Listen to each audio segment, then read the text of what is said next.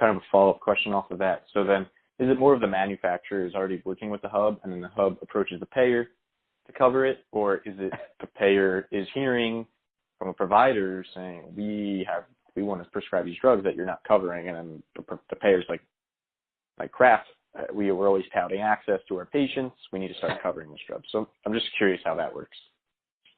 Yeah, typically when the drug's not covered and members are being impacted, we don't necessarily hear a lot from Hub. Hub may be telling the pharma that, hey, I'm seeing this, that there's a denial, Aetna denies it flat out, they don't cover at all. Express Scripts says they will cover, but there would be a 25% copay, things like that. So they would provide that information to manufacturer.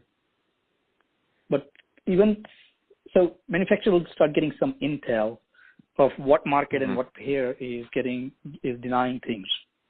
And based on that, they would,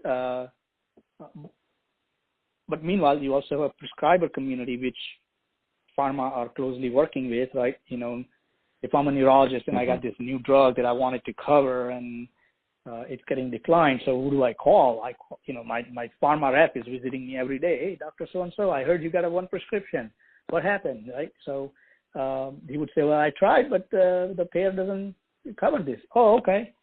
So meanwhile, payer is already telling manufacturer that if you want to cover it, we declined it, but if you want to cover it, this is the appeals process. And they tell that to the physician as well as the patient, that this is your appeal process. And and then the appeal process may be vague or pretty broad, that, hey, provide a rationale. And next may be that, so it may be something to that effect. Okay. And then they would walk them through, and then payer, physician might put together a case why that patient needs to be covered.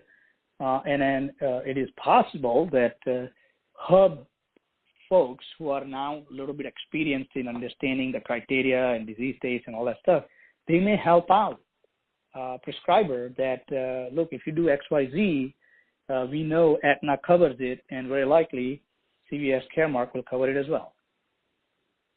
So there is but that's a lot of steps in there. I think this is where the manufacturer would step in and try to help out the prescriber as much as possible. Some of it is sort of, I feel like there are underlying, like a little bit of a sketchy practice. Pharma should be careful how much they work closely with the prescribers. And then some of the hubs they are sometimes sketchy in their practices. They get a little too aggressive because they're trying to please their client, which is the pharmaceutical company. Okay, got it. And then that is where we as a payer, we get a little bit disturbed because we find some of these hubs to be extremely aggressive. Their SLAs or service level agreements with pharma are designed that they go so aggressively in getting that prescription filled or authorized. So they will send us all sorts of information very aggressively, packages after packages. They got a staff, that's all they do. And we are like, oh my God, we're trying to understand and learn what's going on. And we find that some of these techniques are like copy paste of something else. And, it becomes somewhat questionable from our payer's mind. We get a little paranoid that people are pushing too much. Okay. That was all really helpful. I guess the reason why I always ask those kind of questions is because I'm just curious about how you think about, like, it's always like, how can a hub service or any target we're really looking at, how can they evolve, and what are they already doing, and what's the unmet need? So I think now would be good to kind of go into those services you were mentioning earlier before we started talking about their role in that and what we just talked about. So what services do payers like? What don't they like? You kind of mentioned how they almost push a little too hard. So any of those kind of things would be helpful to understand.